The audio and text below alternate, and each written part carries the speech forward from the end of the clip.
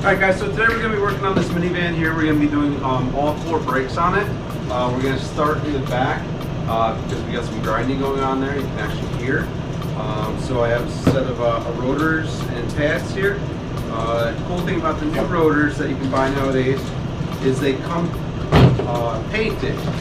So these rotors here, they're actually painted silver. So it'll help keep down some of the corrosion that kind of prematurely wears out brakes. It's not such a big deal with this one here because this is not a vented rotor, but I'll show you when we get to the front. When I take apart the old front brakes, the vents get really clogged up with rust, and that limits the cooling ability. So we're going to start taking this back apart, and we'll see what we have along the way. Another thing I want to show you guys, something to kind of pay attention for, is see all this darkness around the rim? That can be common, but this one here I can actually hear it grinding. So if you look at this rim here, see how dark the corners are compared to the front, which is also dirty, but it's not that black dirt that's on the back here. And that's brake dust and probably metal mixed in with it because of the grinding. So that's just something to kind of pay attention as you're walking around. If you have one tire that's like a little funny colored compared to the rest, you probably have a problem with your brakes. All right, so we're gonna go ahead and take off this wheel.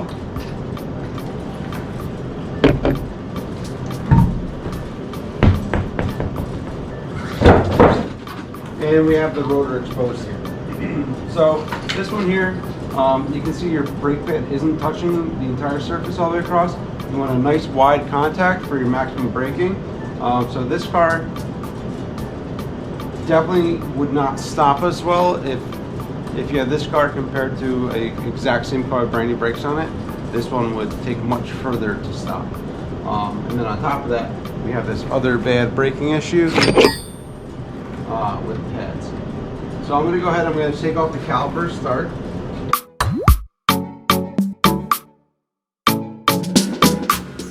Took out my 2 caliper bolts.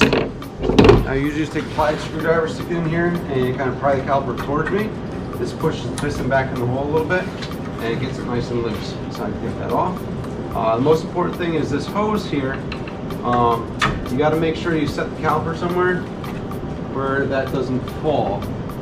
Because if that caliper falls, it turns that hose into like one of those Chinese finger traps when you're a kid. You stick your fingers in, you pull it, and it squeezes the center. That's what happens to that hose, and you really don't want that to happen, because what will happen is when you step on your brakes, the fluid will take longer to flow through it, so you'll have delayed braking, and then when you let off, it'll take longer to come back, and so your brakes will be stuck on a little bit when you release them for a moment. So these pads are totally gone.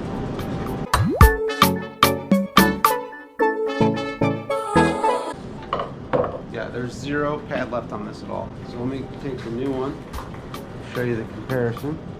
All right, so here's your brand new brake pad, and here is the one where there's no pad left at all. It's literally just the metal backing plate that they glue the brake pad onto. So when I drove this in this morning, I could just hear it's just metal grinding. This one here is like right at the point where it needs to be changed. There's a little bit left on there, but the other one wore out sooner. And the weird thing about this was there's these squeak indicators on here. There's a piece of metal on here that makes it make noise on purpose. When you're driving, it goes like so it makes it annoying. So you're like, oh, something's wrong with my brakes, I should get that checked out. And that indicator is supposed to happen before you lose your brake pad material, but it didn't on this one for some reason. So my indicator was I heard the metal grinding. All right, so now I have the caliper off. I need to get the caliper mounting bracket off.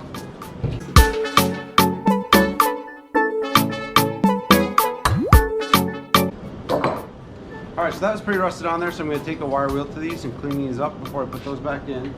And then the caliper mounting bracket, we want to make sure that these slides move. So this one does not move, and that one does not move. So we're going to have to take these apart and see if we can get those to working again. And I'll probably also take this and sandblast my contact points because sometimes the rust will get in there, and instead of these brakes being able to slide back and forth, the rust will grab them and they get stuck, and then they wear out faster because of that also.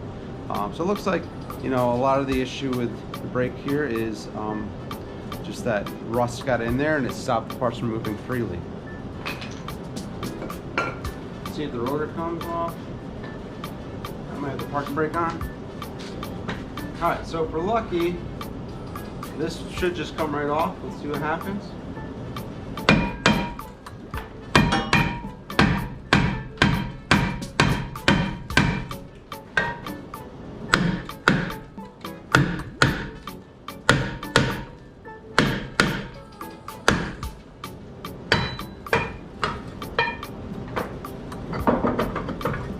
There we go. Just had to shock the rust loose from it and it came off. So the cool thing about these brakes here is that since it's the rear brake, there's the disc on the outside that's for your actual service brakes, and then on the inside here we have another brake, which is this is your drum brake. So this here is your parking brake. So drum brakes are still pretty good brakes. They just don't dissipate heat as well, so it's kind of complicated to make your caliper squeeze off of a mechanical parking brake lever. So what they do is they just use drums on the inside instead. And then also if we inspect the inside of this rotor here, you can see like barely anything was touching on the backside. It's mostly rust on here. So when we go ahead and put these new brakes on, this van should stop much, much better than it has been. So I mean right down here, you're talking like it's only touching like a 1/4 inch of the brake. So hopefully this helps. I'm going to go ahead and try to find some brake thinner just to rinse down the parking brake so that way we don't have any noise coming out of there.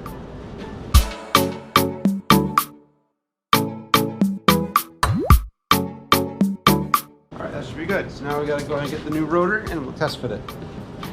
What I'm looking to do now is make sure that the drum fits correctly. So I'm going to go ahead and put this on here.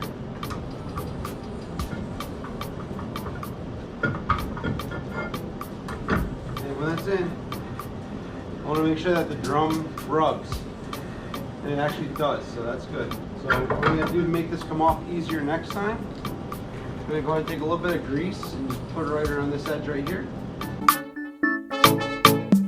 This will make it so the rotor doesn't stick in place.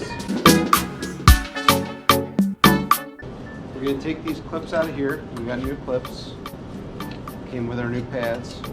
Not all pads come with new clips, so you got to pay attention before you take these off. Make sure you have new ones.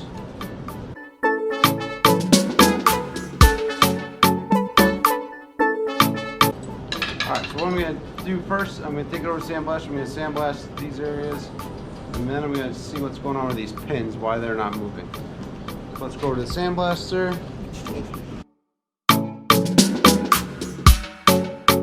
Let's touch on each end, and I'm going to put some high temperature brake grease on there to kind of help that out. And the next step we have to do is remove these pins. So I'm going to try to get those out and see what happens. So I don't want to break this rubber boot on here, so just going to be careful about that. But I'm going to try to remove the pins, which it looks like it's just the grease just all dried up. It doesn't look like there's any rust in that one. Same thing. Alright, so I think these are actually going to be okay. See if I got a brush that'll fit in this hole maybe, and maybe clean that out a little bit. Alright, so I got this here, fits in there pretty well. That just seems like it's pretty good. I'm just going to go ahead now and take the high temperature brake grease. I'm going to go ahead and grease where the little squeakers are going to go, so it doesn't rust again, or at least doesn't rust for a while. Most shops won't take these off and sandblast them like I just did.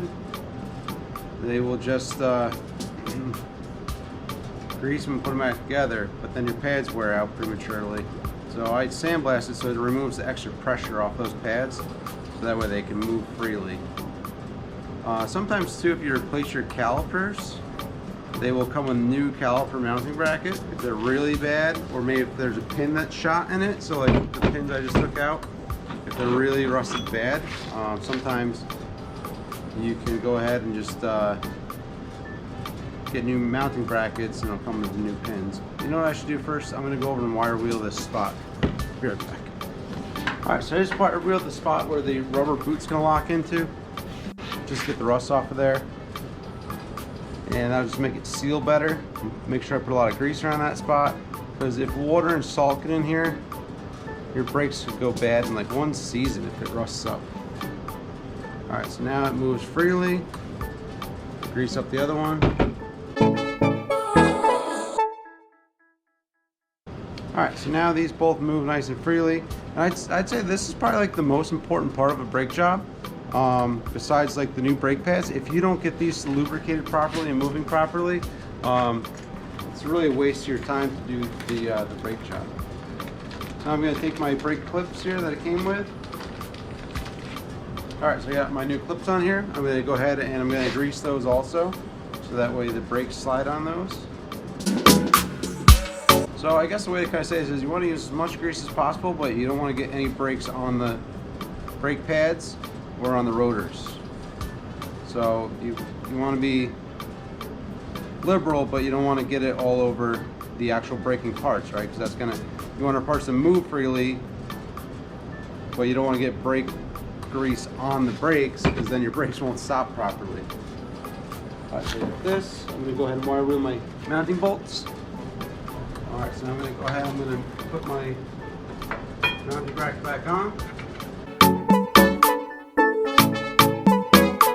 That's just the mounting bracket, so now we got to go ahead and put in the new brake pads. They came with little squeakers that go on your brake pad, which didn't work on the other one, but they might work on this guy. So let's see where they're located on the old one. So they just put them right on. Alright, so this is going to be the inside pad because the squeaker's at the bottom, and on the outside pad they have the squeaker up towards the top.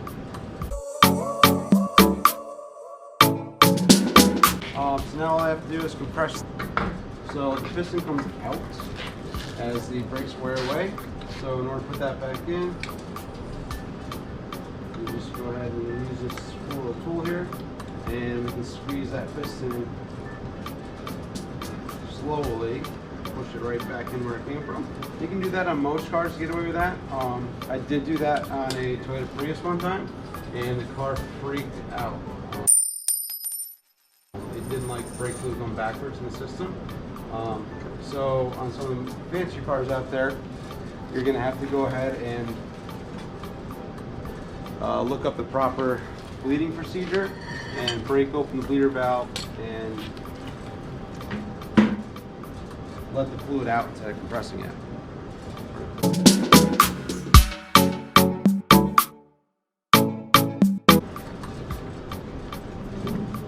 Alright, caliper's good and tight. So now the only thing that's really 100% necessary is that I pump my brakes before I try to drive this car. I do have to do the other side yet, but if you do a brand new brake job, the piston here, this caliper is loose yet. So it's going to take a couple pumps of the brake pedal to bring all the brakes back to where they need to be. So if you go ahead and try to put this car in reverse and back out of the garage, and you go step on the brakes, your foot's going to go right to the floor and you're going to panic. So whenever you do a brake job, you can make sure you pump the brakes several times, make sure the pedal's good and hard, and then you can go ahead and proceed. So I'm just going to go ahead and do the other side, and it's pretty much the same. We're going to do the front, it's a little bit different, but that's how you do rear disc brakes. We did not have to adjust the drum on this because we checked it and it rubbed properly. And these brakes should last quite a long time because they're the painted rotors. Rear brakes, typically you can get probably about 80,000 miles out of them. So with the paint on there, we should probably definitely get that out of there. If you live down south, you won't have these problems, but up here where we have salt in the roads in the winter, you can see all this stuff in here with the rust on it. The car just aged prematurely and you have to replace them.